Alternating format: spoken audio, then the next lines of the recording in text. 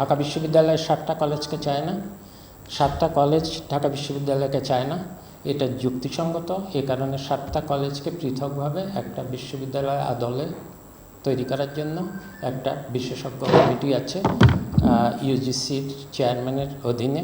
সেই 7 কলেজের মধ্যে তিতুমির কলেজও আছে, তাদের ব্যাপারেও বিশেষভাবে বিবেচনা করা হচ্ছে সেখানে।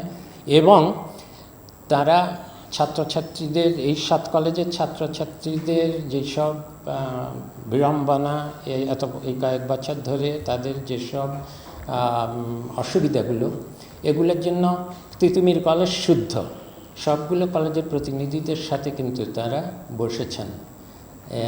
এবং এ কারণে বলেছি যে এই পরিপ্রেক্ষিতে, এবং আমাদের মূল উদ্দেশ্য হলো তো কোনটার উপরে বিশ্ববিদ্যালয়ের নাম হলো আর কোনটা হলো না তা না।